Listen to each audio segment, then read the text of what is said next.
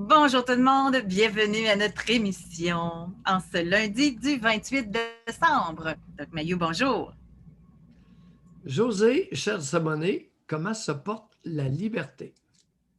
Parce que notre émission inclut ce vocable libre et sans tabou. Ah, j'aime ça. Comment se porte la liberté en ce 28 décembre? Quelle bonne question. Je vois qu'il y a des gens qui sont déjà en train de lever la main, mais ça peut être une inspiration, hein? Alors, je vous l'ai dit dans l'ordre qu'ils apparaissent. Alors, nous avons Éric, nous avons 645-505, nous avons Julien, nous avons Magali. Alors, ça sera, nous avons Manuel, donc ça sera dans l'ordre ceux que vous entendrez. Hey, il y a beaucoup de monde aujourd'hui. Il y a Homme 22 aussi. Je fournis plus.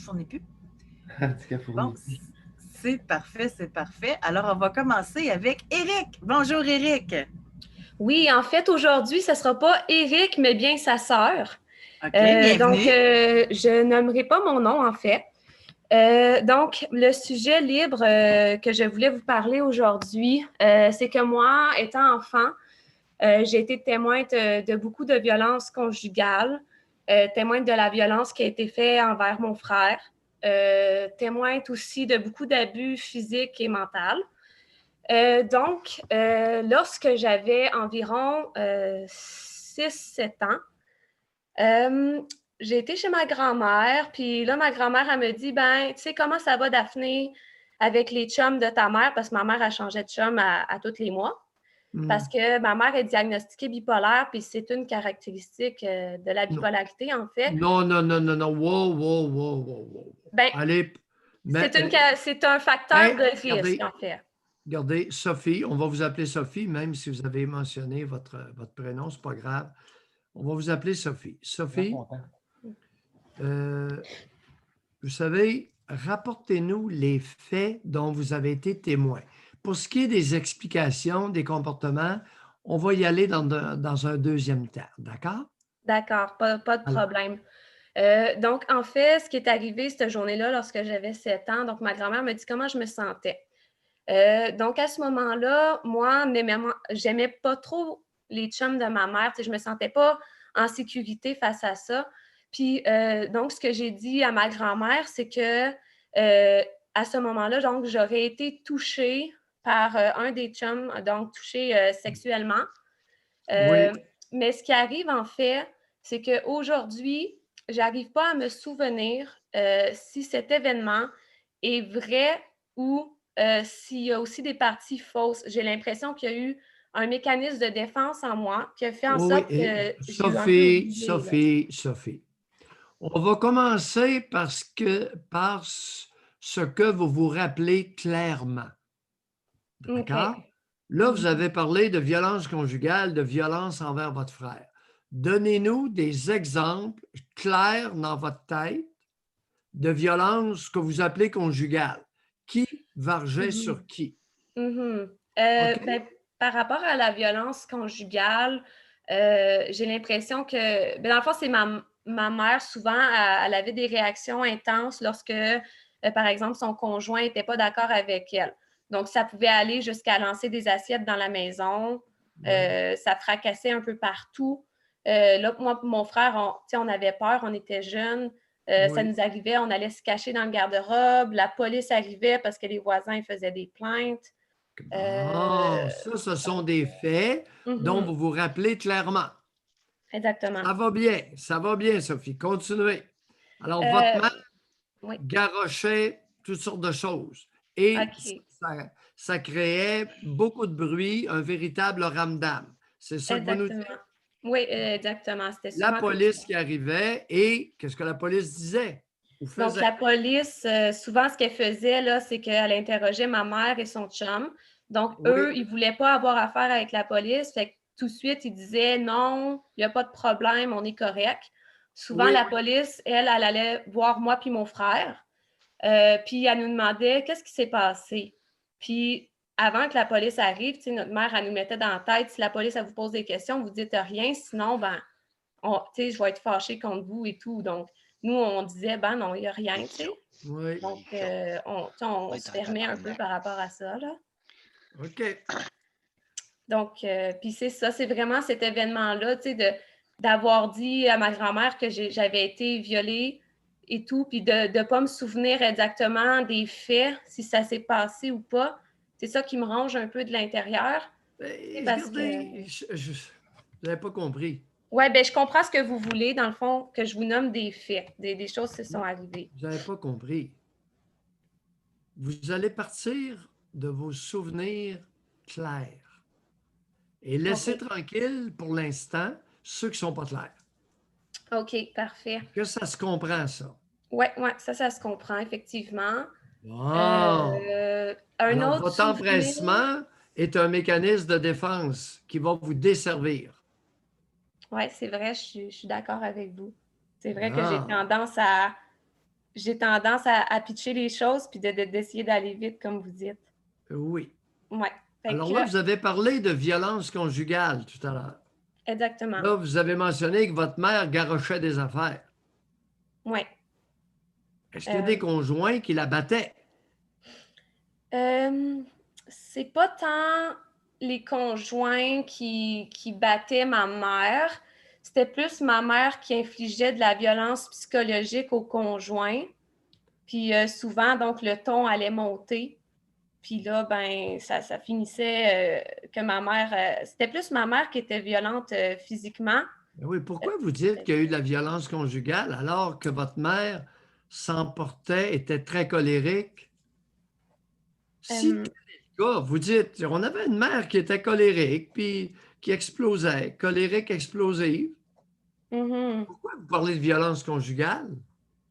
Ben, parce que la violence conjugale, ça a plusieurs formes également. Là. C'est pas juste physique. Donc, c'était les menaces de mort aussi. Là, des fois, elle allait dire à ses maris, je vais te tuer. Dans le fond, je pense que c'est plus comme. Bon, ben oui, mais même si c'est votre bonne femme, là, Mhm, essayez de la voir comme elle a été, mhm. d'abriter ça sous le vocable de violence conjugale, alors qu'elle était totalement crackpot.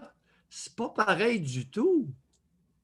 Ouais, Peu importe le effectivement. conjoint, elle garochait des assiettes, créait un ramdam, je vais te tuer mon. C'était quoi son expression qui revenait plus souvent, là? Bon, elle disait, souvent c'était le gars qui allait chez elle, ça était t'es sur mon toit, si tu m'écoutes pas, je vais te sacrer tes affaires dehors, ça va mal aller, puis oui, je vais Est-ce te qu'elle a tuer, déjà. c'est déjà arrivé. Ouais. Bon, je vais te tuer. Est-ce qu'elle a déjà menacé de se suicider? Non, non, ma mère est pas suicidaire du tout, en fait, Ah, à ce que je OK. sache, là. Et puis, OK. donc, Pas devant vous. Vous n'avez pas été non, témoin de ça. non, j'ai été témoin de dépression de ma mère. Des moments qu'elle pleurait tout le temps, puis que moi, je devais comme être là pour elle, mais dans le fond, moi, j'étais un petit enfant, donc qu'est-ce que tu De voulais quel bien âge que à je quel fasse? âge Là? elle pleurait pour se faire consoler par vous, suite à ces frasques? Pardon? Suite à ces frasques, vous aviez quel âge et jusqu'à quel âge vous a-t-elle utilisé pour se faire consoler? Euh, écoute, ça l'a été assez tôt. Ma mère nous prenait déjà pour des adultes alors qu'on avait à peine 7-8 Sophie, ans. laissez faire le nous. Parlez de vous, s'il vous plaît. OK. Ben, c'est ça. Comme je vous dis, ça a été assez tôt. Je vous dirais de 7 ans à l'âge de 17 ans, parce que je suis partie de ce milieu à 17 ans. Elle m'a toujours un peu utilisée comme bouc émissaire pour la rassurer et tout. Puis quand c'était moi qui avais besoin d'être rassurée, ben, c'était pas elle qui était présente pour moi. Bon. Maintenant, quelle est la relation qui prévaut entre vous et votre génitrice? Euh, En ce moment, tu vois, je ne sais pas comment réagir envers elle. Moi, j'habite à Gatineau aujourd'hui, elle habite à La Chute, ce qui fait qu'on a une distance. Donc, elle m'appelle, on va dire, une fois aux 3 semaines pour savoir comment ça va. Donc, moi, je fais juste dire, ben écoute, ça va. Puis, je parle comme si de rien n'était, comme si je voulais me protéger, en fait. Mais je ne Hmm. suis pas capable d'y parler plus que 15 minutes. Là, elle finit par me taper ses nerfs. Là. Puis quand elle vient souper, une fois aux 3 mois, j'ai juste hâte que la soirée se termine. Là. Elle me fait un peu honte parfois aussi. Un peu? Un peu beaucoup, des fois. Comme quand ça prend 30 minutes au restaurant, quand le serveur veut savoir qu'est-ce qu'elle commande, puis qu'elle n'arrête pas de poser des questions pendant 30 minutes sur le menu, là, c'est comme décide-toi, là, s'il te plaît. Mais ma mère est lucide, tu sais, elle n'a aucun problème, tu sais, au niveau le langage et tout, comme elle comprend très bien, puis c'est vraiment juste qu'elle a une nature très impulsive, puis très, comment dire? C'est drôle Ouais. que vous ayez présenté votre génitrice à l'intérieur d'un contexte de violence conjugale, alors que c'est une personne qui semble définitivement porteuse de traits de caractère peu désirables. Oui, effectivement. C'est Est-ce vrai qu'elle ouais. vous a déjà frappé? Non, mais par contre, souvent, elle me montrait le poing, elle me le mettait proche de la face en voulant dire je vais le faire. Puis, mais par Comment vous vous exemple, sentiez quand elle vous le montrait, le point? Comment vous vous sentiez à l'intérieur de vous? moi, je me sentais figée, je me sentais traumatisée parce que je pouvais pas rien faire, tu sais. Puis, je savais pas quoi faire, je restais dans ma chambre, puis j'attendais que ça Oui, passe. retrait, ouais. Et avez-vous déjà été témoin de violence de votre mère, de votre génitrice sur votre frère? Oui, à plusieurs reprises. Mon frère, dans le fond, il a quelques troubles de comportement, mais en fait, c'est Laissez faire normal. les troubles. Donnez-nous des Oui. exemples de violence de la bonne femme sur votre frère, dont vous avez Ben, été témoin. elle a déjà pris un couteau pour menacer sans aller attaquer, là, mais quand même. Elle a déjà poussé mon frère sur la glace. Il a été fendu de la tête. Donc, on a dû aller à l'hôpital, puis elle a fait passer ça sur. Ah non, c'est ça, c'était pas la glace, excusez, c'était un coup de balai qu'elle lui a donné, puis à l'hôpital, elle a dit il a tombé sur la glace. C'est ça qui est arrivé. Il y avait Mensonge quel âge par-dessus dans ces périodes-là?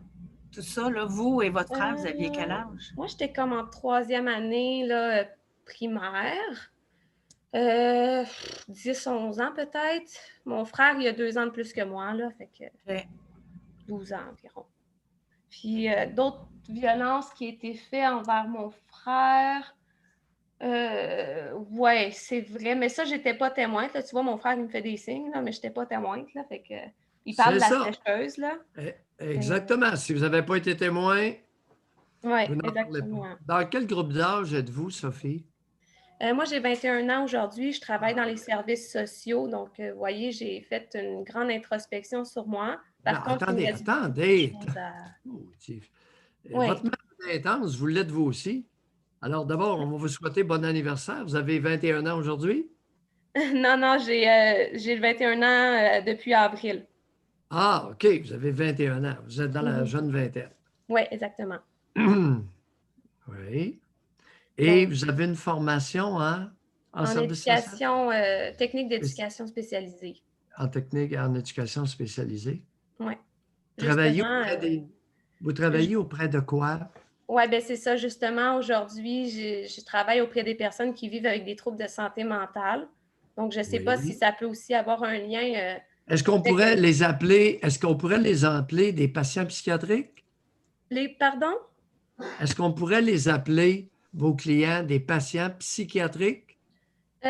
Moi, personnellement, je ne les appellerais pas comme ça parce que je ne fais jamais passer le trouble d'une personne avant Non, non, qu'il arrive. attendez, regardez, Sophie.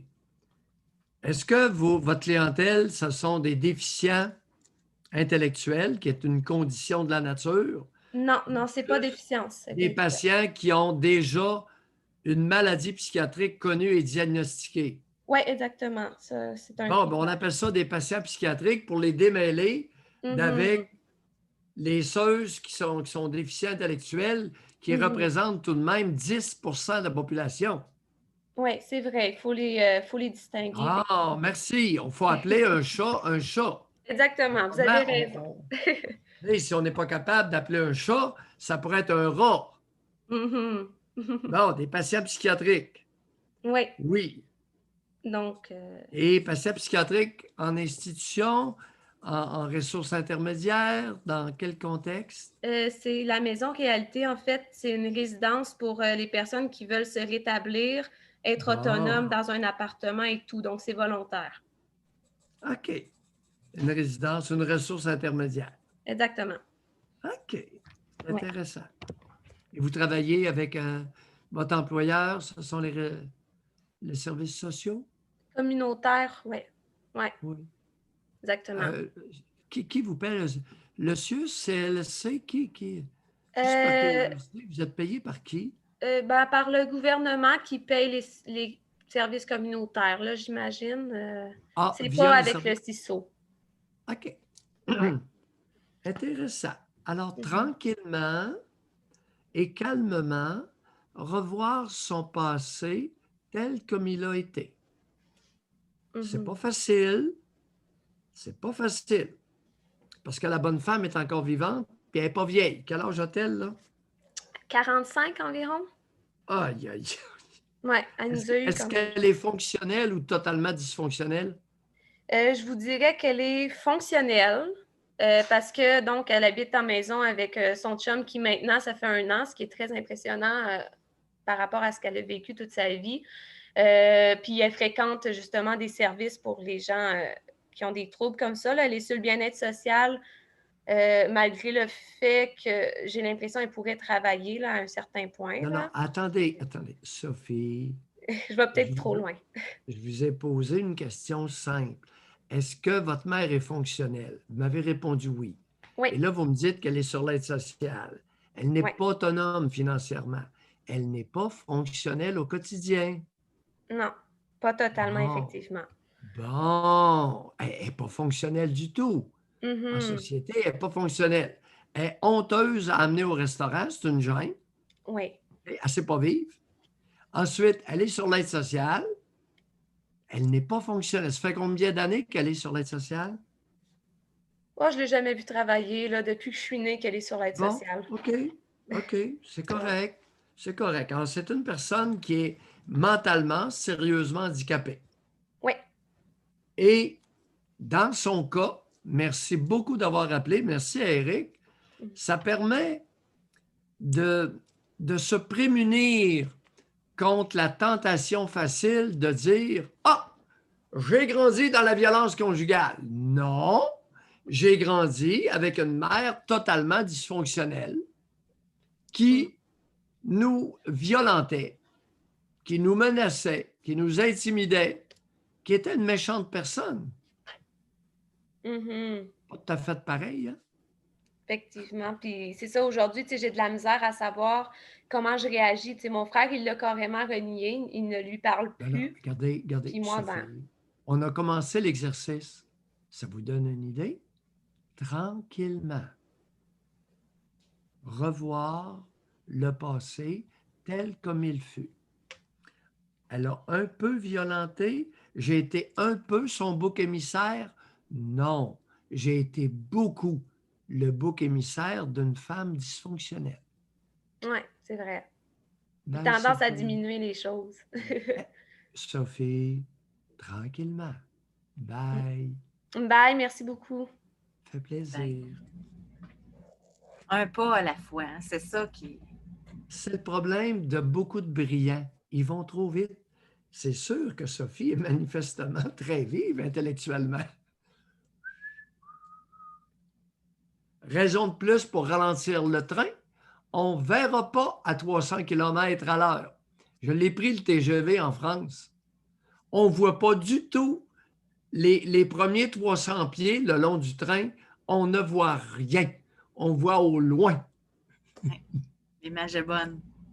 Mais juste pour compléter, parce qu'elle, c'est pas la première fois qu'on entend ça, mais je vais juste le souligner là, ou le surligner. Elle veut démêler le vrai du faux. Est-ce que c'est vrai qu'elle s'est fait agresser vu qu'elle ne s'en souvient pas? Puis ça, ça arrive souvent qu'on entend ça. Fait que vous, à chaque fois, vous allez nous parler de ce que vous vous souvenez. C'est quoi que vous, tu sais, c'est, faites Dans certains commencer par cas, ce qu'on se souvient. Là. je dois te confier que dans certains cas, la recherche allégué par Sophie peut être un prétexte à ne pas voir la réalité dont on se rappelle très bien. OK. Intéressant. Hypothèse. Intéressant. Le psychisme et l'inconscient peuvent être de foutus fourbes. D'où l'idée d'y aller tranquillement. Ouais. Donc, on va parler avec 645. Bonjour. Bonjour. Bonjour. Allô? Oui, non, Floyd, ça va être tantôt. Là, c'était 645. Bonjour. Bonjour. Oui, Alexis, on vous Vous entend. m'entendez bien? Oui. oui, OK. Moi, je vais revenir par rapport au meeting ce matin, là. Ça fait 2-3 semaines que je vous suis, puis c'est la pandémie que je veux parler. J'ai plusieurs questions parce qu'à écouter les nouvelles sur les médias, il y a beaucoup de variantes de beaucoup de professionnels comme Dr Redier Raoul. Puis je vais commencer par le début, puis je vais commencer par la fin, puis je vais revenir au début. La semaine passée, on a regardé aux nouvelles, justement, les gens qui voyagent au Mexique, puis Cuba, puis ces places-là. Puis personne ne parle d'une chose. Tu pourrais, José, toi, tu es en Floride. Tu as emmené ton Winnebago combien? Comme de quelle façon? J'ai engagé un transporteur officiel, puis moi, j'ai dû prendre l'avion pour aller retrouver mon VR. Et voilà. Puis personne n'en parle. Le commercial qui emmène ton Winnebago peut en transporter un par jour, puis il ne fera jamais de quarantaine. Mais si tu reviennes, tu vas être obligé de toi être en quarantaine. Oui. Mon fils fait du transport côté américain. Il traverse les douanes 3 fois par semaine. Il y a entre 3 000 et 5 000 camions qui traversent les douanes américaines par jour. Aucun est obligé de faire une quarantaine. Oui, vous avez raison, il y a une exemption pour travailler. Ben oui, une exemption. Puis mon fils me compte, il passe à différentes douanes côté américain, puis il n'y a pas un agent qui est pareil. Ils donnent le passeport, il y en a qui les prennent, d'autres qui ne le prennent pas. Fait qu'on parle de contamination. Ça s'arrête où, la contamination? Je vais rien qu'à l'épicerie ici, j'ai 2 épiceries IGA, puis j'ai un métro. Métro est équipé d'une champlure que tu pèses, tu te laves les mains, puis elle ferme tout seul. IGA, tu ouvres la champlure, tu te laves les mains, tu refermes la champlure, tu es contaminé. Ils nettoient les paniers seulement avec la barre en avant, mais la plupart du temps, on tient le panier d'un côté, puis on fait notre épicerie. Contamination est où? Ça, c'est juste c'est des cas que j'observe. On parle de contamination, puis on voit le logo, puis ça gagne de propagande d'hystérie totale qui nous disent qu'il faut tout faire pour être pour. Mais Je voyons veux donc. juste rajouter quelque chose que j'ai remarqué cette semaine. Quand tu vas pour le guichet, pour l'appareil, quand tu payes avec ta carte de guichet, là, ils emballent toute la machine avec un papier de plastique. Mais que tu payes sur le plastique ou que tu payes direct sur la machine, tout le monde pèse dessus.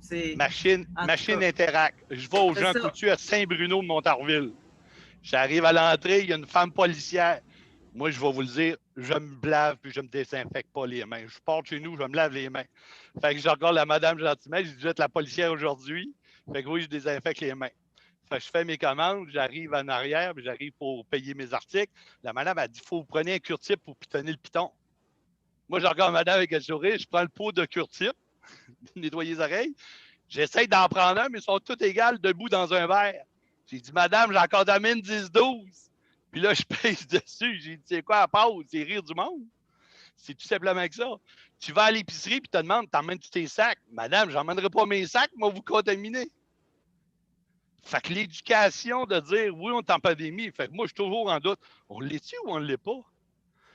Si je reviens au début de mars, Arruda, avec ses éclats de toutes sortes de pavagances, les masques ne sont pas utiles, contamination. Moi, j'ai travaillé pour les compagnies pétrolières, puis Shell. Les masques, à l'heure actuelle, il n'y a aucune science scientifique qui prouve qu'ils sont efficaces.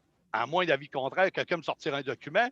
Puis ici, j'ai justement un document qui vient de l'Institut national de santé publique qui dit il manque des données scientifiques fiables pour juger l'efficacité ou de la population générale, l'efficacité du co-visage. Il n'y a aucune étude scientifique. Pourquoi qu'on nous impose autant d'infantisation que notre propre jugement. Ça en est plein. Tu regardes Dédie Raoul en France, puis un autre, 2, 3, 4 que je suis, là. Aussitôt qu'ils osent parler, eux autres, c'est pas pire. Ils sont dans le jeune âge du Doc Mayou. Fait qu'ils n'ont rien à parler. Fait qu'ils dénoncent des choses. Ils disent, c'est quoi l'hystérie d'arriver à faire à croire un virus? Oui, si on regarde statistiquement parlant, sur les statistiques de Québec, selon les décès, mars, avril, mai, selon à partir de 2010 à venir aujourd'hui, il y a eu une augmentation. J'ai dit, Raoul, il y a une grosse école là-bas. C'est un des spécialistes que moi, j'ai très confiance. Il l'avait dit au début, il y a un pic. Tous les virus qu'on a eus dans le passé, il y a un pic, puis après ça, il tombe. Puis aujourd'hui, on nous parle d'un vaccin. Moi, je suis comme d'autres, je ne suis pas contre les vaccins, mais celui-là, je ne me le planterai pas dans le corps, c'est pas vrai. On a déjà en Allemagne ou à Londres qui disent qu'il est déjà muté à une autre chose. Pourquoi se vacciner aujourd'hui? Alexis, on vous a entendu, là, vous avez mentionné l'essentiel de votre propos. Écoutez, José et moi sommes tout à fait d'accord à continuer à lutter. Je n'ai pas vérifié tout dernièrement, mais nous étions d'accord pour lutter contre l'obligation de se faire planter un vaccin, comme vous venez de le dire. Alors, le vaccin est une mesure volontaire et, en autant que je suis concerné, devrait le demeurer. D'accord? OK, mais on ne nous explique pas c'est quoi qu'il y a dedans. Pardon? On ne nous explique pas c'est quoi qu'il y a dedans. Bon, c'est correct. Écoutez un peu plus l'actualité, vous allez le savoir. OK. C'est fait à partir d'une séquence d'ARN messager. Puis, OK. Bye, Alexis. Oui, allez-y rapidement. Oh, je vous ai écouté, je vous ai suivi, moi. OK, parfait. Non, on l'a écouté. Bon, c'est son opinion. Oui, puis mais je voyais passer des choses en attendant, là, pendant qu'il parlait, je voyais des communications sur le chat. Moi, je ne l'ai pas perçu comme ça. C'est pas parce qu'il disait, oui, c'est ça, je n'ai pas niaisé, mais c'est parce qu'il y en a qui disaient il faut respecter les caissières, etc., qui font ça au travail. Eh boy, moi, en passant, là, je les respecte absolument, puis ils sont au poste, ils travaillent, puis, mais ils suivent les consignes qui leur sont données. Tu sais, fait que c'est pas contre les caissières. Tu sais, quand je disais, moi, c'est comme pas cohérent, tu sais, qu'on touche la machine. Mais là, je me disais, ce que tu n'as pas vu, c'est que dans plusieurs endroits, ils désinfectent après, entre chaque personne, ils désinfectent. Parfait. Moi, ils ne l'ont pas fait quand j'ai remarqué cet effet-là. Puis semble-t-il que les produits forts, ça peut faire briser les machines. Bon, vous voyez, la gang, vous venez de me donner une explication logique. Ça fait que merci beaucoup. Mais jamais je parlerai contre des caissières ou les employés là, qui travaillent. Un seul point de désaccord ou d'interrogation concernant les énoncés d'Alexis. Il semble m'avoir relié au professeur Raoul ce matin. Je n'ai jamais mentionné le professeur Raoul. OK. C'est quand il a dit à cause de votre âge, vous n'avez rien à perdre. Oui, mais avant, bien avant, il a évoqué le professeur Raoul en reliant l'émission de ce matin. Il n'a pas été question, chers abonnés, rassurez-vous. Je ne suis pas un adepte. Je connais le professeur Raoul, je l'ai entendu. Il a été interviewé à plusieurs reprises. Oui. Et je n'irai pas plus loin là-dessus. Julien, bonjour, c'est à vous. Bonjour, joyeux après Noël. Julien. Moi, j'appelle parce que j'aimerais ça savoir. En fait, c'est que je doute. En fait, excusez. C'est que je soupçonne qu'un type de médicament ou une catégorie de médicaments réduirait le système immunitaire. Donc, ce que j'aimerais savoir, c'est à qui il faut parler pour faire une étude sur c'était quoi les prescriptions des médicaments des gens qui sont décédés du COVID ou qui ont été infectés. Tout ça anonymement. Parce que moi, je soupçonne qu'il y a des médicaments, là, tout sûr que antipsychotiques, neuroleptiques, antidépresseurs, toute cette catégorie-là, je soupçonne que ça fait diminuer le système immunitaire puis les gens sont plus favorisés à prendre du poids et à tomber malade. Fait qu'on les a, là, tous les résultats, on les a, toutes les données là, des gens qui sont décédés. On est capable de savoir c'était quoi leur prescription. on est capable de... Ça serait facile, il faut juste contacter la bonne personne. D'après vous, qui faut que j'appelle? Bon, Julien, 80% des décès depuis le printemps sont dans la catégorie d'âge des 70 ans et plus. Oui. Eux, c'est quoi leur prescription de médicaments? C'est ça que je veux savoir, ceux qui décèdent. Et ceux qui tombent... Et ceux qui tombent malades. Je crois que c'est l'Institut de la statistique de la province de Québec. Parfait. Sinon, vous allez devoir monter une étude avec l'ARAMQ. OK. Si vous aviez la liste des défunts et contact avec l'ARAMQ, vous pourriez entreprendre cette étude-là. Puis ça serait aussi, là, pas juste pour la COVID, là, mais pour toujours. À chaque fois qu'il y a un décès, il est décidé de quoi, puis c'était quoi son médicament prescrit. Fait que, on serait capable, dans le temps, là, de faire les bonnes études. Le bureau du coroner. Parfait. Bureau du coroner, pour poser la question, oui. OK.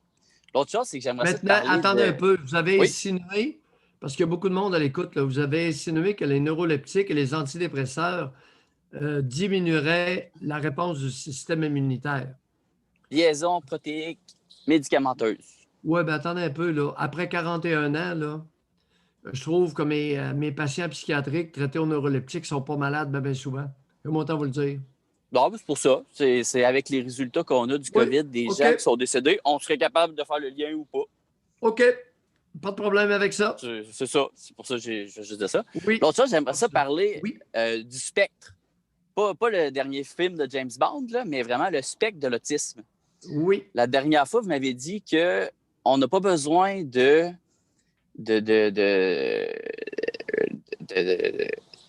on n'a pas besoin, Colin, aller voir devant un juge, c'est quoi le mot? On n'a pas besoin d'une ordonnance. Oui, c'est ça, ordonnance de traitement pour traiter un enfant autiste. Fait que là, ma question, c'est Greta, celle qui est là contre les changements climatiques, comment on fait pour la diagnostiquer autiste?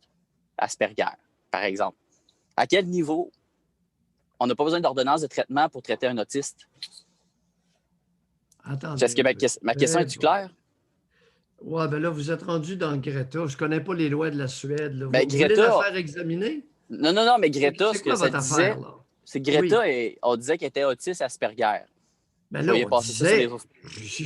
Qui vous a qui? Vous avez pris ça sur les réseaux, sur les réseaux sociaux. Ben oui. Fait que lorsque vous aurez des sources d'information la question, c'est comment on fait que des bobards, là, vous revenez en ligne, d'accord? La question, c'est comment on fait pour diagnostiquer quelqu'un autiste Asperger?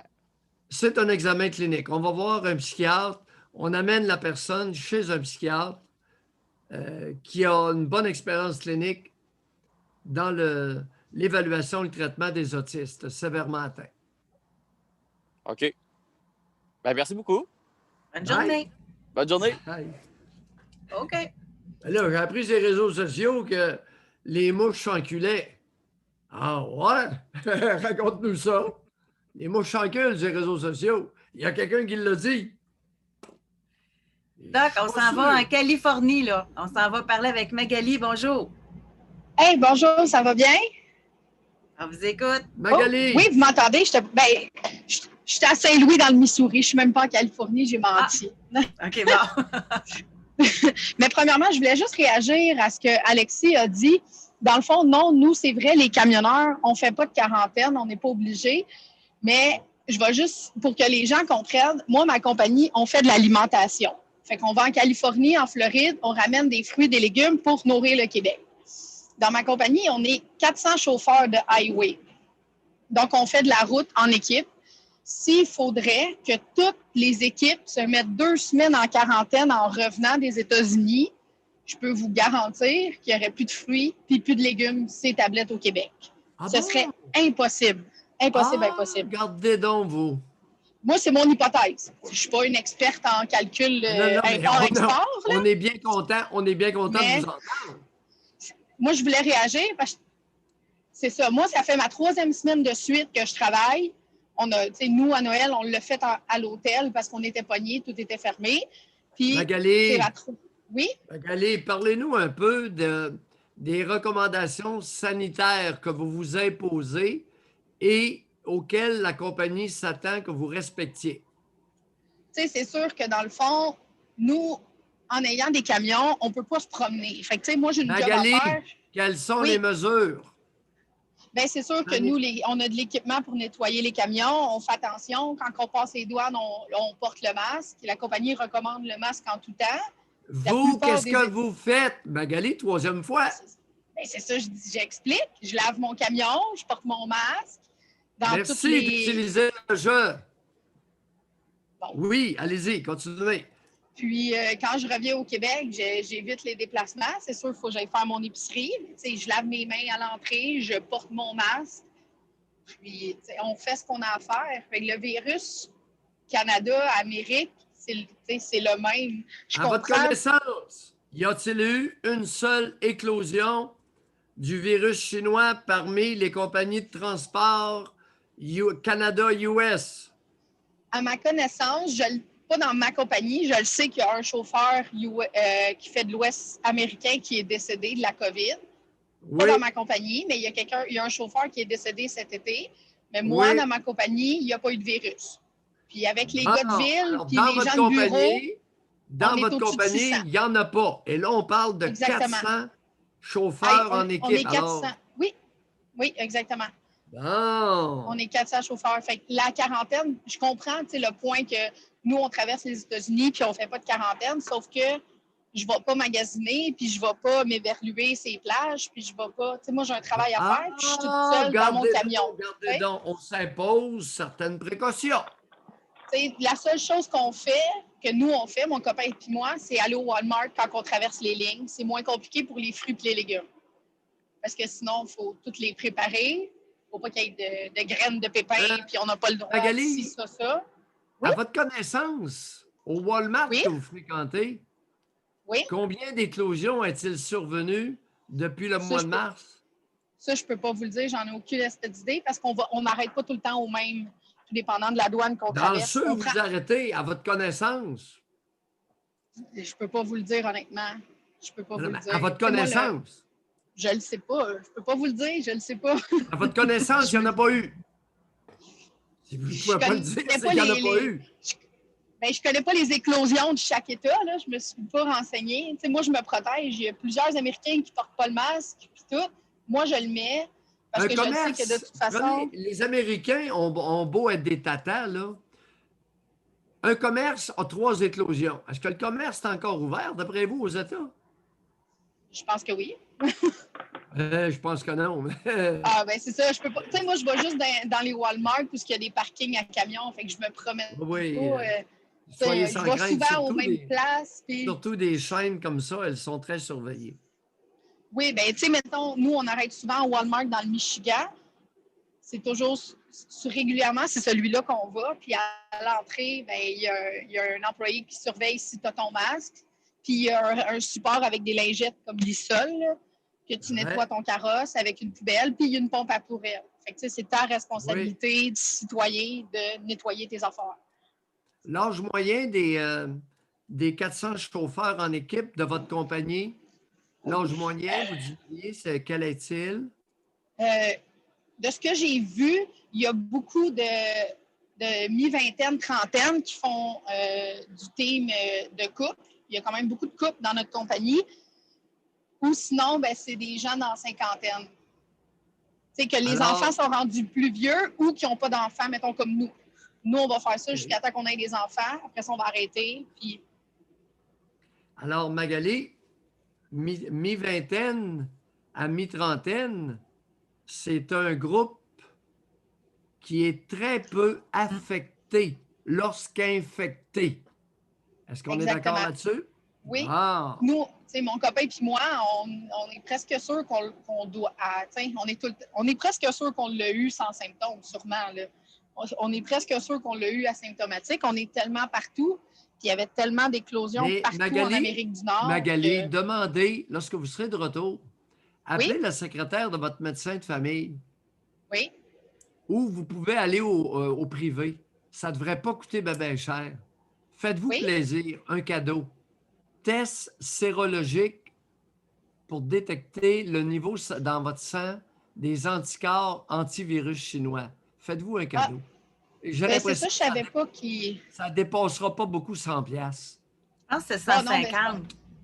Dépendamment probablement, des endroits, là. On a des assurances, fait que j'imagine qu'on a accès Vu que à c'est des au cliniques. privé, je suis pas sûre, par exemple. Niaise pas Parce avec que nous, ça. on a des Allez- assurances, là, mais... Oui, allez au privé. D'accord? mais Puis oui, ben, appelez-nous c'est ça. pour nous donner le résultat quand vous l'aurez. oui, ben il faut que je check ça. Mais j'appelais vraiment pour expliquer pourquoi les chauffeurs, on ne fait pas de quarantaine. Oui, Parce oui. que la plupart, Regardez. on fait de l'alimentation. C'est On a impossible. tous compris. Vous êtes un service C'est essentiel. ça. Vous êtes comme les préposés aux bénéficiaires. Oui. Si vous ne travaillez pas, il y en a qui vont avoir faim ou ils vont être tannés de manger du steak haché 3 fois par jour. Effectivement. Effectivement. Bye, Magali. Merci. Mais j'appelais Bye-bye. pas pour ça. Ils vont donner J'appelais Ah, pas. OK. en hiver. Attends, je voulais. Non, ça va être très, très court. J'ai fini après. Je voulais juste réagir à Alexis pour expliquer le camionnage. Vas-y. Mais je voulais juste réagir à ce matin quand vous avez dit pour les vaccins. Moi, j'ai une amie qui est préposée, qui a eu le vaccin la semaine passée et elle a eu la COVID cet été. Elle a eu la COVID, elle a été en arrêt, elle a eu mal à la gorge, elle a eu plusieurs symptômes. Oui. Fait qu'elle a eu la COVID, mais elle a été vaccinée la semaine passée, puis dans 3 semaines, elle a son rappel. Ah, un autre Fait que, gaspille. pas de prise de sang, pas d'examen, pas rien. Là, elle nous a écrit ce matin sur Messenger. Là, elle a des effets secondaires de symptômes, mais elle a eu le vaccin la semaine passée, mais elle avait déjà eu la COVID. Fait que, Ah oui. tu sais, ce que le doc il dit ce matin, c'est vrai. Ils regardent pas. Ils vont pas checker. Ils vont pas checker. Tu sais, moi, je voulais juste confirmer que c'était vrai parce que je connais quelqu'un. C'est bon, mais l'appel valait la peine. Merci, juste ça. Magali. Hey, bye, bonne journée. Bye. Ah oui, c'est José, du gaspille. Est-ce que d'avoir été infecté et d'avoir été malade, infecté asymptomatique, ou d'avoir été malade du virus chinois, est-ce que ça confère une immunité? Selon les Britanniques, minimalement 6 mois. Ouais. Minimum. José, c'est dangereux de gaspiller les vaccins. D'un autre côté, moi, j'ai été en contact avec des gens que leur fille est préposée aux bénéficiaires, infirmière. Il y en a plein qui ne veulent même pas le vaccin. Là. Je ne sais pas si vous êtes au courant de ça, mais même ceux qui travaillent dans le milieu, il y a des sceptiques dans la salle. Là. Fait qu'il y en a qui ne se dépêchent pas de lever la main pour l'avoir, le vaccin. Là. On poursuit. José, je Oui. vais me battre avec ou sans ton accord, ta collaboration, contre l'obligation. Ah ben, je suis là. Je suis Tu n'as là. pas idée du pourcentage de nos individus en poste de pouvoir qui aimeraient l'imposer. Tu n'as pas idée. Tu n'as pas idée comment elles sont à l'affût. Je connais l'espèce humaine, surtout canadienne-française. J'inviterais Thomas à lever la main s'il veut parler de sujets de psychologie. Parce qu'il dit là, on parle un peu, on parle d'actualité ou de psychologie. Le sujet libre est un peu trop libre. Non, regarde. Libre, trop libre. José, On est trop, José, tu m'as entendu ce matin. on est trop libre. Excusez. Écoutez, vous appelez Alexis était le bienvenu pour parler de ce qui le préoccupe. Julien, et tout. Mais vous, et tout. C'est dur à comprendre, ça rentre pas. On est trop libre. Celle-là, j'aurais jamais pensé l'entendre. Chers Wow. spectateurs qui avaient fait cette déclaration, qui n'est pas ridicule du tout, soit dit en passant, l'occasion est rêvée de vous interroger sur la répression dont vous avez été le sujet depuis votre petite enfance.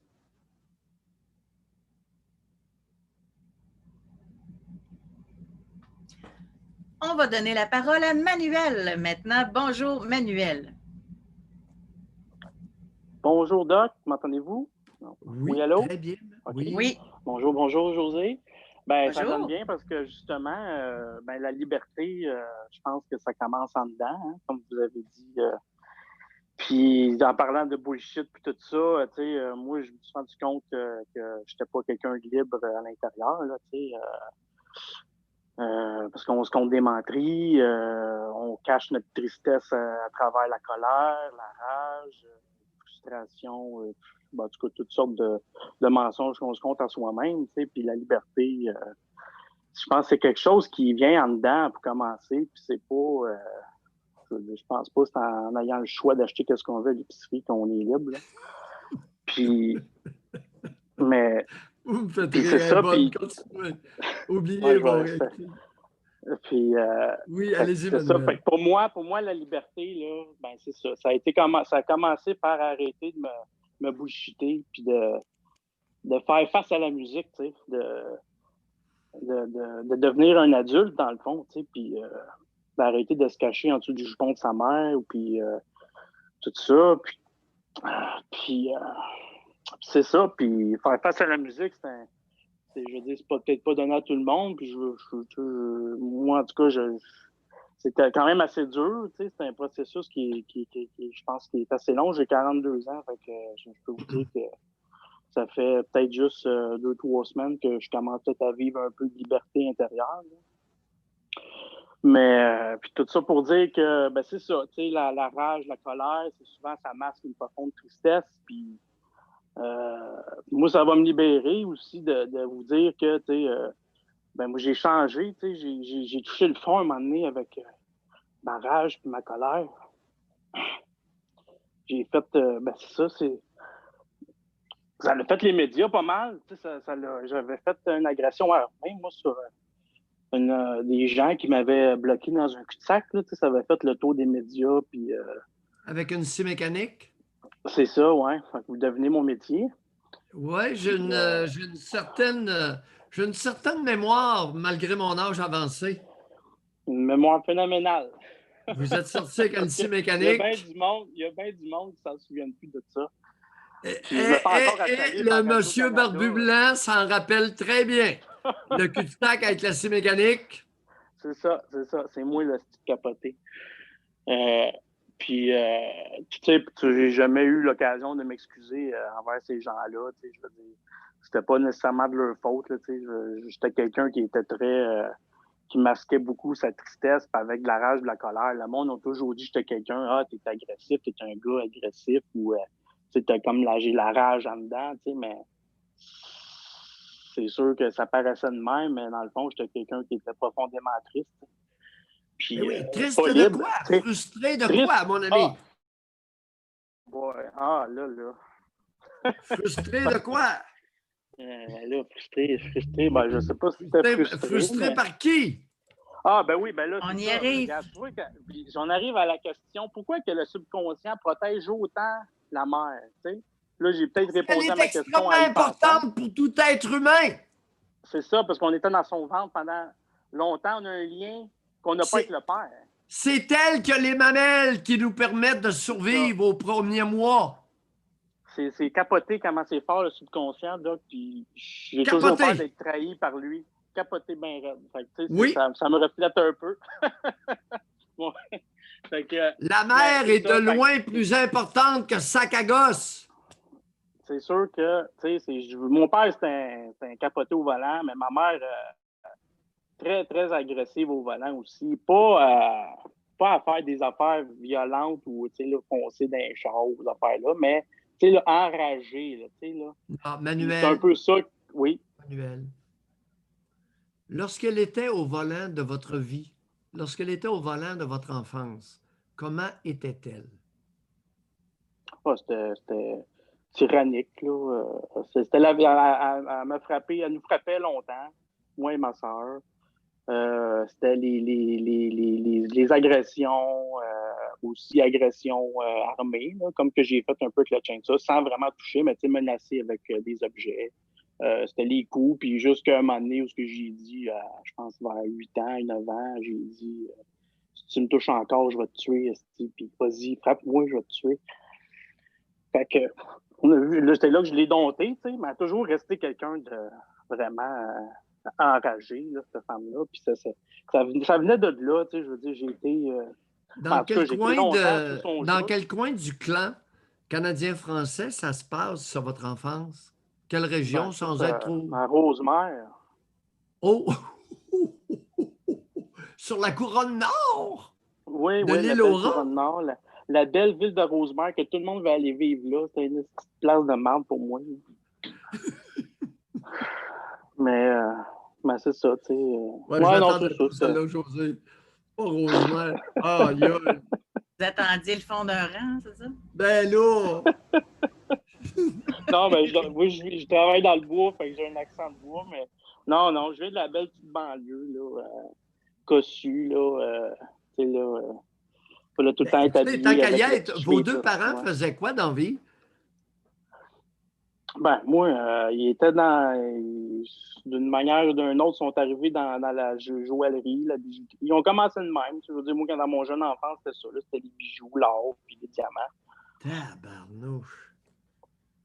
Puis après ça, c'est ça.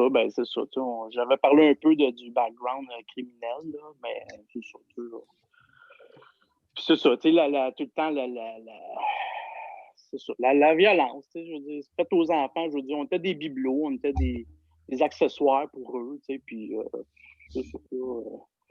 Et vous étiez deux enfants? Ouais, moi puis ma soeur, ouais. OK.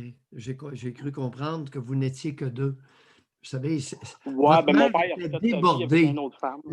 Oui, votre mère était débordée parce que la conciliation famille-travail était d'un niveau de difficulté extrême pour elle. Il faut la comprendre, la pauvre, d'être engagée. Ben non, je le sais, ben oui. Elle a eu 2 cancers, puis c'était des vrais cancers, mais souvent, quand elle en parlait, c'était plus, elle parlait de moi puis ma soeur, tu sais.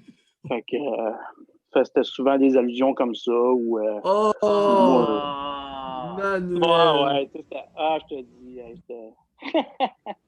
c'était merveilleux. Quel âge ils ont, les deux zigotos, à l'heure actuelle? Sont-ils encore vivants? Ils sont dans 70, 60, ouais, dans ces eaux-là. Ils sont dans 55, 54, je pense.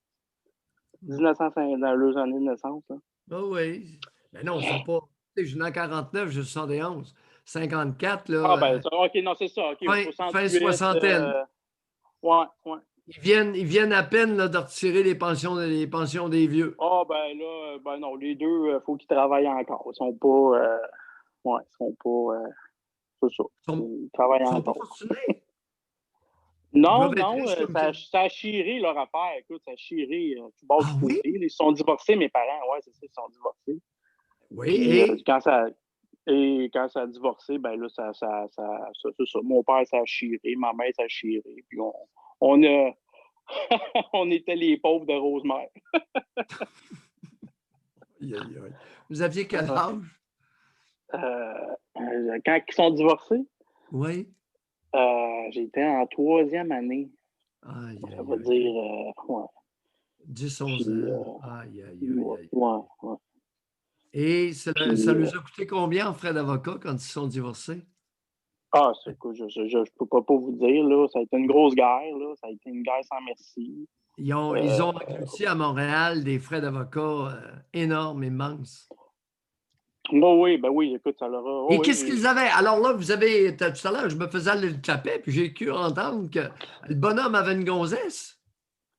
Oui, lui, dans le fond, en tout cas, ça a été... Lui, mon père a toujours eu des maîtresses, tu sais, puis ma mère, elle faisait l'autruche, tu sais, puis elle voulait pas le voir. Puis à un moment donné, elle a décidé de le crisser dehors, d'une manière fracassante. Puis lui, il est parti avec sa petite jeune à l'âge de... il avait une vingtaine d'années de différence. Il s'est pogné une femme qui sortait des maisons de jeunes, mais tu sais, à l'interne, c'était comme une prison de jeunes. Là. Fait qu'elle est sortie de là, puis il l'a maquée, puis ils ont fait 2 enfants, puis let's go. Il payait pas les pensions à ma mère, puis tout ça.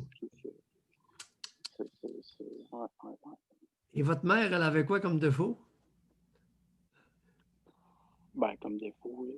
Ouais. À part ce que vous avez dit, Non. à part sa violence, là, avec quoi d'autre? Ben, elle était dépressive. En fait, ben, d'après moi, elle a toujours été dépressive. Là. Elle C'est n'a ce que vous voulez jamais dire par voulu là? faire. Marcher dessus. Ah, ben, Elle dépressive, voulait. ben non, ben, tu sais, mettons, elle a été malade. Elle a eu, comme je vous disais, 2 cancers. Puis, je veux dire, je veux dire, elle est tombée comme qu'elle dit, elle était tombée comme en mode zombie. Elle était sur le radar, ben raide. Elle était pluguée sur la TV tout le temps. Manuel. Puis, oui, oui. Elle était sur le radar ou ses pelules? Non, Ou elle la était, drogue non, ben, ou l'alcool? non, elle était pas, non, elle était vraiment, non, là, elle était sur le radar solide, là. Elle s'est jamais droguée. Elle n'était pas une Ben, grosse buveuse. Ben oui, mais comment se fait-il si elle était sur le radar quand vous vargez autant? Ah, ben ça, c'est avant le divorce. Mettons, avant le divorce, c'est là que, tu sais, elle se permettait un peu plus de varger, mais après le divorce, là, elle a sombré. Là, on l'a plus revu vraiment. Là, je veux dire, Ben, on elle était avait plus laissés tout d'argent. seuls. Non, c'est ça, elle n'avait plus rien. Elle était obligée de travailler à 15$ de l'heure, même plus bas que ça dans ce temps-là. Des 40 heures semaine. Oui, 7-8. Elle travaillait à 8 piastres à l'heure. Avec Ah le ouais, temps. non, écoute. Ah non, t'es sur ça, tu sais. Puis le trafic le soir. Fait qu'on arrive, nous autres, quand l'école était finie, on avait personne à la maison, puis c'était le free for all, là, tu sais. C'est ça, là, c'était fou, là, c'était juste fou. Puis le bonhomme était occupé avec sa nouvelle famille. Oui, lui, il nous envoyait de l'argent, pas de temps en temps, qu'on aille se droguer les fins de semaine avec nos amis. Tu sais, là, c'était pas... c'est ça, là, tu sais, c'était pas la joie, tu sais, mais en même temps, tu sais, je veux dire, regarde, j'ai pogné le fond souvent, puis avec votre dernière intervention pour la bullshit, tout ça, j'ai pogné un fond, puis ça m'a donné une bonne poussée pour remonter. Tu sais, je sais que mon bateau, il prend à l'eau, mais... Mais les trous sont colmatables là, maintenant. Alors oui, qu'avant, oui, ben, c'était trop grand pour être colmaté. C'est ça. Puis, tu sais, c'est ça, comme, tu sais, je viens de loin, puis c'est ça. C'est ça. Faire face à la musique, là, puis la est-il liberté. possible, là, Manuel, en terminant, est-il possible que vous arriviez de loin, mais qu'il est tout autant possible que vous alliez loin dans l'avenir? ben, ça, on peut pas connaître l'avenir, mais voir comment que, tu sais, je veux dire, si comme là, tu sais, mettons, On peut le souhaiter. Hein? On peut le souhaiter. Moi, ma rupture avec ma mère, ben, ça va être pour moi un événement heureux. Au lieu que ce soit malheureux, j'ai décidé de prendre ça comme ma nouvelle date de fête, si on veut, tu sais. Fait que le 8 décembre, ça va être ma nouvelle date de fête, tu sais, puis ça sera plus... c'est ça, je viens de naître. Merci beaucoup, Doc. Merci, José. Bye. Bye. Bonne journée. Merci, Manuel. Wow. Pour la confiance. Il vient de loin, mais pourrait aller loin. Oh! On enchaîne. Nous avons Homme 22, ensuite ça va être Floyd. Bonjour, Homme 22. Alors, c'est Homme 22 ne parle pas, c'est Floyd qui va tout de suite nous parler. Hello. Bonjour, Floyd. Bonjour. Oui, est-ce que Floyd est vraiment votre prénom? Ou... Oui, c'est vraiment mon prénom. OK, allez-y, Floyd. C'est ça. Pour vous remettre en contexte, j'avais appelé il y a quelques semaines concernant mon père. Moi, je suis quadriplégique. Lui, il m'offrait des bains, des soins personnalisés, puis tout, mais à cause de sa consommation de drogue dure, oui. Je me demandais si je devais le garder dans mon entourage, puis vous m'avez conseillé d'être un petit peu égoïste. Puis dans le sens de prendre qu'est-ce qu'il me donne, puis après ça, de bye le père. Mais oui. Sauf que depuis le 22 décembre, mon père est hospitalisé maintenant. Il a fait une psychose toxique. Oui. Puis je pense qu'il est pas mal il est pas mal dû pour rester là un bout parce que quand quand ma mère a été porter des bas puis ses souliers, il était avec 2 gardes en tout temps, puis c'était fouille obligatoire pour ma mère, puis aucun contact de permis. Fait sûrement qu'il a sûrement agressé quelqu'un dans l'hôpital, j'imagine, ou je ne sais pas. En tout cas, il est dans les beaux plats. Puis suite à ça, ben c'était le 22 décembre. Fait que après ça, le 23, j'ai pas répondu au téléphone. Moi, j'y avais prévenu que s'il retournait à l'hôpital, que je coupais les ponts définitivement avec lui parce que j'en avais pas mal la claque qui me fasse subir ça, tu sais. Fait que le 23 décembre, j'ai pas répondu, mais il réussissait indirectement à me parler parce qu'il appelait mon frère, qui était mon ancien colocataire. Là, il l'est plus à partir d'hier. Là. Ça, c'est une autre histoire. Fait que pour mon père, c'est ça. Fait que il essayait tout le temps de me parler parce que j'ai accès à ses comptes de banque puis il voulait que je transfère de l'argent pour payer ses dettes de drogue qu'il affrontait à tout le monde. Il attendait son chômage puis il empruntait de l'argent à tout le monde pour se droguer. Là. Ouais, c'était rendu loin. Puis c'est ça, puis là, le 24, là, moi, il veut pas, tu sais, réveillon de Noël, il y a une petite sensibilité, même si je voudrais pas l'avoir, tu sais. Puis là, ça m'appelle tout le temps numéro privé. Mais là, évidemment, je sais que c'est lui de l'hôpital qui essaie de me parler, tu sais. Fait que là, ça m'appelle, puis tout, puis là, je vois, c'est plus fort que moi, je vois qu'il laisse des messages sur ma boîte vocale, je vais écouter, là, ça me dit Joyeux Noël avec les sanglots puis tout. Puis là, après ça, il réussit à parler à mon frère, là, mon frère me met sur le haut-parleur, puis là, il dit « Ah, là, tu vas jamais oublier qu'est-ce que je t'ai fait, je t'ai mis au monde, puis ça braillait, puis tout. » Anyway, ça, c'était juste pour vous mettre un peu en contexte. Puis mon questionnement par rapport à ça, c'est je sais que définitivement, il ne faut pas que je prenne contact avec lui. Sauf que là, c'est comme c'est un peu l'amour du fils encore qui est là comme j'aimerais ça prendre graduellement le contact. Quand il va. Non, Floyd, attendez un peu là. Wow. Oui. Vous avez une réalité, vous là, vous êtes quadraplégique. Qui vous donne vos soins et vos bains et tout ce que vous avez besoin à l'heure actuelle? À l'heure actuelle, étant donné que j'ai eu un conflit avec mon frère cette fin de semaine. Floyd, la question est simple. Oui, le 22 décembre, qui vous donne vos soins? C'est ma mère en conjoint avec le CLSC. Bon, OK. Alors, vous avez un plan B. Votre mère, est-ce que c'est correct? Est-ce qu'elle est bonne pour ça, conjointement avec le CLSC? Oui, ben, elle est bonne, mais j'optimise pour dépendre complètement du CLSC prochainement parce que là, ma mère, c'est arrivé depuis hier. C'est mon plan B d'urgence parce que j'ai une aventure. Vous savez, on a assez parlé de votre frère et votre père. Là, vous avez une réalité. Vous avez besoin de soins au quotidien. Oui. C'est pas une fois par semaine, là.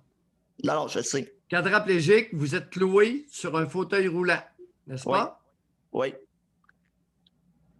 Alors, ça prend beaucoup d'aide. Oui. Et on ne peut pas être 3 jours sans soins, là. Ben, ma condition est pas si pire que c'est pas comme la plupart des quadriplégiques. Moi, je suis chanceux. C'est une maladie d'articulation que j'ai. J'ai pas de complications, genre je peux pas faire de plaie de pression parce que j'ai toute la sensibilité de mon corps. Mais tout de même, Floyd, allez pas présumer que vous ne pouvez pas faire de plaie de pression. Non, je le sais. Oui, je peux en faire, oui. On va s'entendre, là. Écoutez, ça fait 41 ans que je suis dans le business, là. J'en ai vu du monde en fauteuil roulant. Oui. Alors, on va demeurer prudent et vous prenez bien soin de vos intérêts avant tout. J'ai un problème avec combien votre père doit-il en dette de drogue? C'est dans les 6 chiffres. Et Au-delà de 100 000? Est-ce qu'il a les moyens? Un peu et partout. Est-ce qu'il a les moyens de payer sa dope? Oui et non. Alors, qu'est-ce qu'on fait dans ce temps-là? Ben, c'est sûr que d'un point de vue purement objectif, j'ai aucun avantage à rester avec cet individu-là. Non, je parle du paiement des dettes de dope. Ben, ça, c'est pas mes crises de problème. Parfait, merci. OK, je me demandais où vous en allez avec ça, là. Non, je m'en allais là. OK, c'est bon. Écoutez, les pushers s'arrangeront. Les pushers ils vont apprendre que lorsqu'on fronne quelqu'un qui n'a pas d'argent, on risque de perdre notre vente. That's the business. Ouais, je sais. OK. Autre chose, Floyd? Ben, c'est ça, là. Tu sais, parce que moi, j'aimerais ça prendre contact quand il va être remis sur le pied d'ici 2 ans ou 2 ou 3 ans. Est-ce que... Floyd? Oui. On est loin de notre profit. On est loin, excusez-moi, pouvez-vous oui, c'est loin cette histoire-là. Là. Ouais. On ne se laisse pas distraire par le lointain futur. Ouais, Donc, mais... Prenez bien soin de vous au quotidien, à court terme. Pour quelle raison votre mère, vous l'aimez pas trop pour vos soins personnels? Ah, c'est pas que je l'aime pas, c'est que... Ben, non, c'est pas que je l'aime pas, c'est que c'est son travail. Elle fait 50 à 60 heures de semaine de chef de production. Puis ma mère, vous savez, elle s'est occupée de moi toute mon enfance, mon adolescence. Oui. Je voudrais pas encore qu'elle se prive Ouais. Ça vous honore. Alors, avec le CLSC, vous allez être capable de vous organiser comme il faut? Oui, ben je pense bien. Je l'essaye. Ça va être ma première aventure. Parfait. On continue. Menez bien le bateau, d'accord? Merci. Bye. Bye bye, merci. Encore une fois, c'est le fun, les suivis. Ça fait longtemps qu'on n'avait pas une nouvelle de Floyd, j'aime ça. Là, maintenant, on va parler avec Annie. Bonjour, Annie. Bonjour. Vous m'entendez? Oui. Oui, bonjour. Je suis un petit peu nerveuse, c'est la première fois que j'appelle. Chance, c'est sujet libre parce que le sujet, il est court. Annie, sujet libre, allez! Vous allez être nerveuse pour une bonne raison. Arrêtez de vous lamenter. Sujet libre. Allez-y. Pourquoi vous appelez? OK, j'y vais. C'est à propos de mon petit-fils qui a 3 ans. Oui. Il n'est pas propre encore. Il porte des couches, les pull-ups. Oui. Et puis, là, ses parents, ils ne donnent pas de pression là, pour qu'il soit propre, là, pour l'emmener aux toilettes. Ils en parlent un petit peu. Le petit pot, il est sorti, il le voit, mais pas de pression envers l'enfant. Mais là, le problème, c'est que mon petit-fils, il se retient.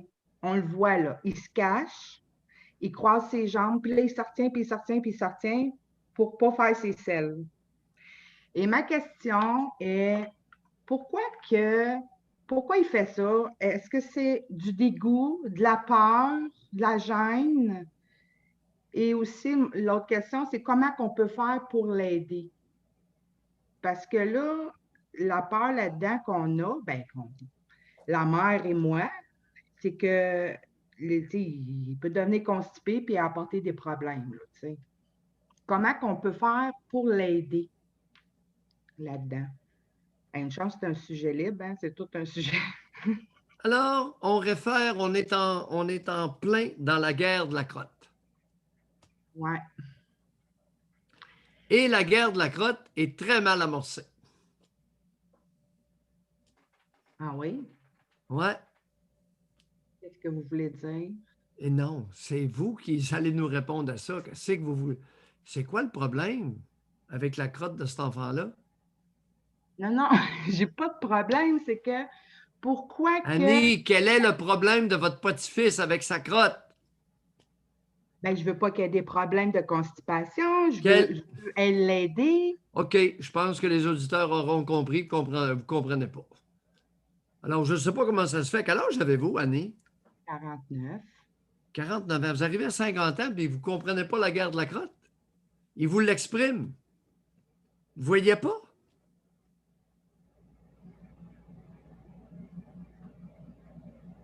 Ben là, je m'excuse, je ne comprends pas ce que vous voulez dire.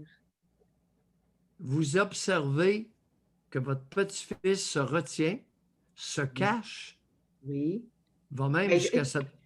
non, mais quand il fait ça, mettons, je m'aperçois qu'il fait ça, là, je le regarde pas. Je fais comme si je le vois pas pour que je veux pas le Annie, gêner, je veux pas le mettre mal à l'aise. Il se cache. regardez, Je veux pas le déranger. Annie, Oui. votre fille a-t-elle une idée expliquant le comportement de son petit bonhomme? Elle me dit qu'il est gêné de faire ça. Puis là, moi, vu qu'elle n'est pas abonnée, je me suis dit, je vais demander conseil au doc.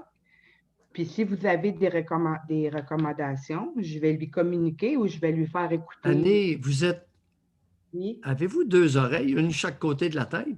oui, Je vais répéter.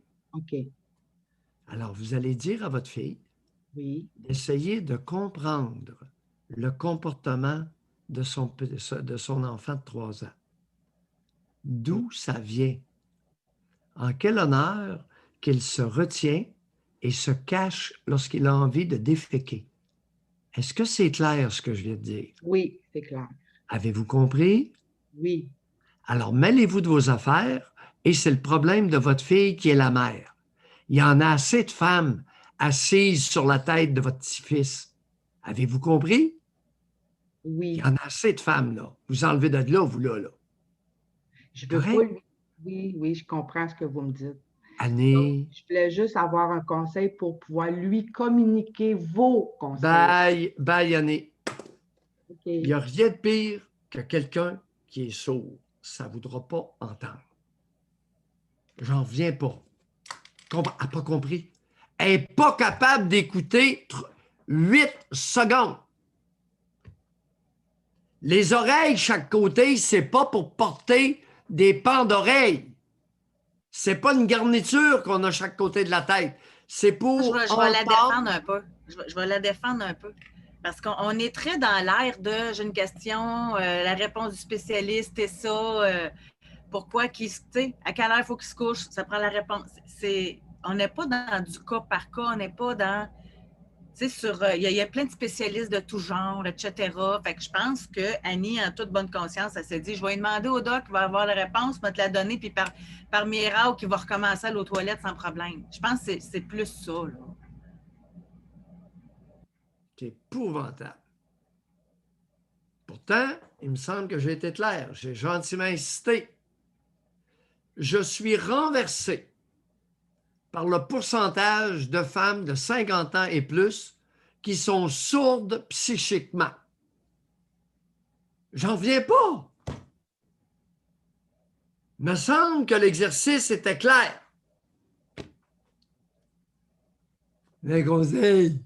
Je veux un conseil magique. De la magie dans l'air. C'est Noël. Ouh! Le Père Noël.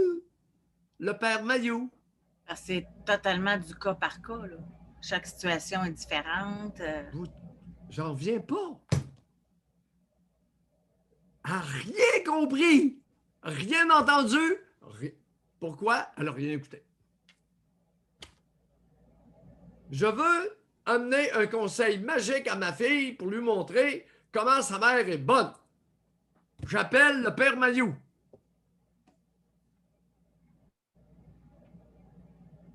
J'en reviens pas. Femme 29, elle ne s'est pas défendue. Elle n'a pas écouté. Elle ne s'est même pas défendue. C'est pas elle, la mère.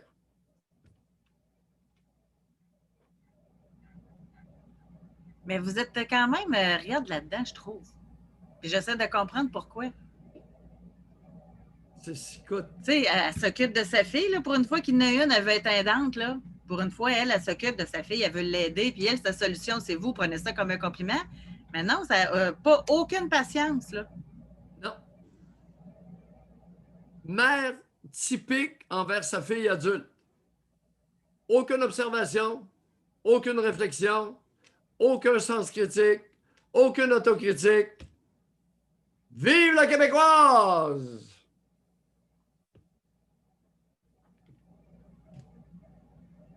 Parce que ça, c'est un lien direct entre l'enfant et sa mère. Il y a de quoi comprendre là. Et c'est ça qu'Annie aurait dû regarder. Là.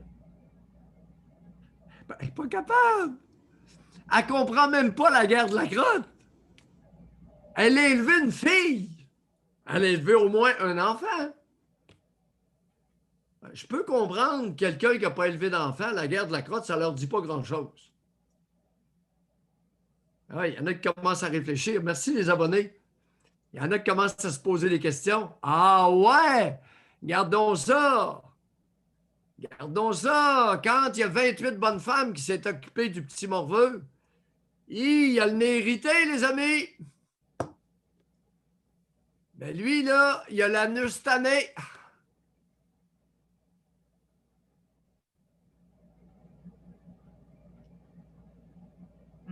Oui, Ève a dit, je pense que la mère aura avantage à appeler. La mère, elle ne l'appellera pas.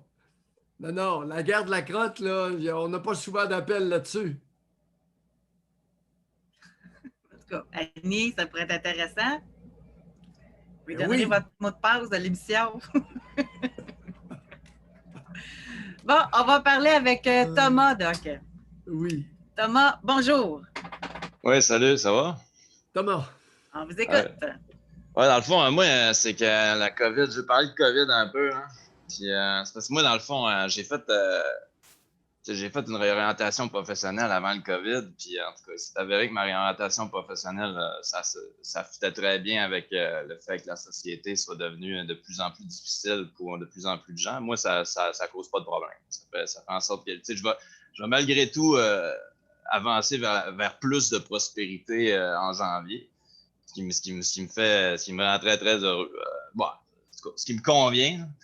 Thomas, imaginez-vous donc la grande nouvelle ce matin dans le Journal de Montréal, c'est que les riches se sont enrichis beaucoup en 2020. Ouais. Oh, ouais, les milliardaires ont doublé leur fortune. C'est ça. Il n'y a pas seulement vous qui s'en tirez bien avec la COVID, là. Ouais, non, c'est ça. Moi, mon move, il avait été fait suite à un espèce de pattern paranoïaque qui avait embarqué face au changement climatique, c'est-à-dire que j'avais plus pied au système économique mondial, c'est-à-dire que j'avais plus aucune confiance en ce système économique. Son absurdité me rendait complètement inconfiant. Tu sais, j'avais pas confiance. Fait que là, je me suis dit, puis là, avec les changements climatiques, ça va chier. Fait que là, je vais aller dans un domaine où je vais pouvoir malgré tout, toffer sur le système économique actuel le plus longtemps possible, mais en n'étant pas soumis au système économique, donc en étant un fonctionnaire, ce qui veut dire que je suis hors du marché. Un peu de concrétude, parce que là, on en tout cas, OK, je vais aller dans la concrétude. Là. Dans la concrétude, je voulais parler de mon expérience personnelle. Là. Oui, merci. Je suis quand même content d'avoir anticipé le fait que tout s'écroule avant que ça s'écroule, puis d'en sortir. Concrètement! En tout cas, puis concrètement, c'est que malgré tout, tu sais, là, ça va commencer au printemps. Tu sais, est-ce que les mesures sanitaires vont se poursuivre au printemps? Si c'est le cas, ça va me poser certains problèmes. Non, il n'y a pas juste Annie qui n'a pas d'oreille. Ah non, mais je m'en vais vers le congrès. Là. Je peux introduire mon congrès. Oui, l'introduction commence à être longue et plate. C'est-à-dire que là, je suis en train de prévoir à long terme, vu que je vais avoir de la prospérité, là, je suis en train de prévoir à long terme les 10 prochaines années de ma vie. Donc, il y a certains projets que je veux accomplir. Mais là, les mesures sanitaires m'empêchent de faire ces projets-là qui seraient bénéfiques pour moi. Ces projets-là nécessitent qu'on se réunisse en groupe. Je ne pourrais pas me réunir en groupe pendant probablement les 7, 8, 9 prochains mois. Fait que là, vous pouvez. Ben, je peux sous prétexte, sous peine de... Et je le fais. Tim marche très bien. J'ai témoigné devant des palais de justice. J'ai témoigné dans ma cause. Le juge était à Val-d'Or, la greffière à Trois-Rivières, moi à Trois-Rivières, l'avocate du Collège des médecins à Montréal, et il y avait aussi quelqu'un d'autre. Alors, ça commence à faire du monde à la messe, là. On est sur Zoom tous ensemble, c'est un bel exemple aussi. Oui. Ouais. Toi, t'es dans Floride, puis moi, je suis en Oubliez-nous pas. Excuse-moi. Non, c'est sûr. votre mais c'est réunion en groupe n'a aucun problème whatsoever. OK, donc vous considérez que c'est pas grave qu'on puisse pas se réunir en groupe, là, dans le fond. Ben oui, vous pouvez le faire par Team, Zoom. Là, mais ça dépend de ce qu'il veut faire. S'il veut faire des cours de danse en ligne, là, c'est différent. ou des rencontres de cha-cha-cha, là, ça prend un partenaire pour danser. C'est bien le fun Zoom, là, mais ça dépend du projet, là. Ah, exact, non, c'est ça. Par exemple, devenir ceinture noire dans un art martial, ça, c'est un projet que je voudrais faire, mais là, je peux pas, là, fait à cause de ces petites mesures-là. Puis c'est ça, ben écoute, en fait, moi, ça me cause, tu sais, présentement, dans la société, on est en train de voir un clivage qui s'établit de plus en plus, c'est-à-dire le bon citoyen sanitaire versus le mauvais citoyen sanitaire. Puis moi, personnellement, comment ça m'affecte le mauvais citoyen sanitaire versus le bon citoyen sanitaire, c'est que ça me cause beaucoup de colère à l'intérieur. Ça me cause beaucoup de colère. Vous êtes plein de soupe. Aïe, aïe, aïe, bullshit. Quel âge avez-vous, Thomas? J'ai 31 ans. Vous avez 31 ans? Ouais. Allez, bye. Vous n'avez assez dit pour ce matin. Si vous continuez, vous allez vous caler, ça ne sera même pas drôle. OK. Bye. Ah, il est plein de soupe à l'orge. Ah! Il n'y avait rien à dire. Pia. Aïe, aïe, aïe, comme Annie. Le masculin d'Annie. Il va falloir les présenter. Ah, mais c'est parce que déjà, moi, j'ai noté une petite incongruité. C'est que, oups, vous manquez de courant, Doc. Attends un petit peu. Non, on est sapin. On va aller chercher du jus. Du jus. Ils sont pas longs. Tranquillement. Pas de problème. M'entendez-vous si je parle? OK. Il faut un connecteur double. OK. Attends un peu. Sur quoi que je dois peser pour... Ici, là. Sur le volume. Ah, oui, donnez du volume. Tu avais raison. Alors, bonjour. 1, 2, 3, 4, test. Super. Mon sauveteur. Bon. Non, c'est parce que je disais, c'est que la pandémie a amené le fait de pouvoir s'en tirer financièrement très, très, très, très bien. Mais on n'a pas su comment. Mais par contre, pour faire ces projets, la pandémie lui nuit. Ça fait que c'était positif ou pas positif, finalement. Tu sais, c'est juste ça. L'imagines-tu, deux choses. L'imagines-tu en réunion sur Teams ou sur Zoom? Non. Non, impossible. L'imagines-tu avec quelqu'un de son équipe comme Annie? Annie, vous êtes sévère, je trouve. Là. En tout cas. Annie, si on n'est pas sévère, ce monde-là font beaucoup de tort. La femme de 50 ans, majoritairement, n'a pas d'écoute au Québec. Et ce qu'elle veut, c'est donner des conseils pour bien paraître. Écoute, les femmes de 50 ans, majoritairement au Québec, sont des fleuves de conseils. Il va dire que moi, ça s'en vient au mois d'août. Non, mais t'es pas comme ça. Au mois d'août. Pas toutes les femmes, mais c'est épouvantable. Puis là, ce qu'elle pas 60 ans, là, j'ai tellement de confiance là-dessus, c'est épeurant. En tout cas, profitez-en de me parler. Il reste quelques mois pour que je puisse vous écouter. Après ça, je n'écouterai plus. Non, José. Non, je fais des femmes. Je fais des femmes. C'est beaucoup, c'est culturel. Je ne sais pas qu'est-ce qui se passe, qu'est-ce qu'il y a dans l'eau du Québec, dans l'eau de nos rivières, puis le Saint-Maurice, puis le fleuve Saint-Laurent. Mais il y a quelque chose dans l'eau qui fait en sorte qu'une femme perd tout ouïe psychique à 50 ans. C'est épeurant. On va faire attention. On va être vigilant. Alors, Mademoiselle 27, c'est à vous. Bonjour.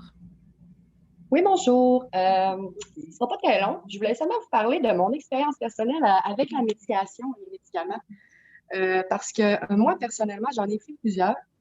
J'ai commencé par le Ritalin quand j'étais jeune, parce que j'avais beaucoup de problèmes de concentration, à l'école, c'était difficile, avec les amis aussi. Là, ça m'a aidé un peu. Mais j'avais encore quelque chose, un petit problème là, physique. Puis là, il y a environ 1 an et demi, on m'a diagnostiqué la fibromyalgie. Donc, sûrement que mes problèmes de concentration sont dus à ça.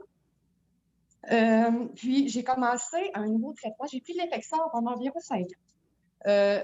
J'avais beaucoup d'effets secondaires, bouffées de chaleur, j'avais plus aucune libido, plus rien qui me tentait. Puis là, depuis environ 2 mois, je prends Elavil. Puis ça a changé ma vie. Ça m'a vraiment fait du bien. Je pense que c'est une molécule qui me va très bien. Ça diminue les douleurs. C'est bon aussi pour mon humeur. Puis c'est juste ça que je voulais dire parce que oui, il y a beaucoup de personnes, j'imagine, qui prennent des médicaments sans vraiment en avoir de besoin. Mais pour moi, ça a vraiment fait la différence. Puis ça a changé ma vie, vraiment. Ça a vraiment changé quelque chose. Puis je me sens mieux. Ça faisait quelques semaines que je pouvais plus travailler. Là, j'ai recommencé graduellement à faire mon travail. Et je suis plus heureuse, ma vie va mieux. Puis c'est sûr que ça n'enlève pas tout. Mais c'est ça, c'est pas toujours mauvais les médicaments. Puis, à quelle dose l'Elavil, Sophie? Là, je prends encore le 10 mg, c'est très faible. Parce qu'il y a beaucoup de médicaments qui me donnent des effets secondaires. Oui. Puis là, on voulait aussi me donner du Zoloft et j'ai refusé. Oui. Parce que je suis capable de vivre avec ma peine. Il y a des bonnes et des mauvaises journées. Je suis capable de vivre avec ça. Sophie, vous faites bien d'appeler pour le dire. Dans les cocktails antidouleurs, plusieurs personnes, plusieurs médecins utilisent l'Elavil, un ancien antidépresseur, un vieil antidépresseur, à très faible dose, qui aurait certaines vertus analgésiques, dépendamment des personnes. Faites bien de le dire. Mais c'est fou. Je n'étais même plus capable de marcher. J'ai un syndrome du côlon irritable, syndrome de Raynaud, des migraines, des céphalées. Puis, je fais aussi de la dysménorrhée de menstruation. En tout cas, j'ai plein d'affaires. Mais ça, juste un petit 10 mg, je prends ça le soir, ça m'aide à dormir parce que je faisais beaucoup d'insomnie. Puis là, ça va bien. Je suis de bonne humeur, je mange. J'ai pas pris de poids parce que j'ai tellement maigri que le médecin m'a dit que ça allait me faire engraisser un peu. Mais non. Après 41 ans d'avoir côtoyé l'Elavil à différents dosages, vous ne prendrez pas de poids avec l'Elavil 10 mg. Correct? Oui. Et c'est ça. Ne pas votre libido à cette dose-là non plus. Fait que je me sens bien. Puis, merveilleux. Les personnes qui ont à en prendre des pilules, ben, si c'est vraiment votre cas, si vous en avez vraiment besoin, vous êtes suivi par un professionnel, vous vous connaissez, moi je me connais, puis ça va bien, ça a changé ma vie. Merci de le dire. Beaucoup. Bonne journée. Dans les pilules, c'est pas toujours mauvais. Maintenant, il y a un abus collectif. C'est pas pareil. Ce n'est pas parce qu'il y a un abus collectif au Québec que certains produits sont nocifs ou sont inefficaces. D'où l'importance d'être bien suivi. Doc, encore une fois aujourd'hui, moi, ça me confirme qu'on a vraiment bien fait de continuer notre émission pendant le temps des fêtes. Encore une fois aujourd'hui, on laisse des gens en plan. Donc, l'émission se termine et je vous invite, ceux qui n'auront pas eu la chance de parler aujourd'hui, demain. Alors, demain, 10h30, aussitôt que l'émission débute, vous levez la main. Et c'est sujet libre! N'est pas chialé après l'appel précédent! J'en reviens pas, José! C'est trop libre, là. Trop libre. C'est trop libre. Moi, je vais la retenir, celle-là. Aïe, aïe. Alors, bye. À demain, tout le monde. Passez une belle journée.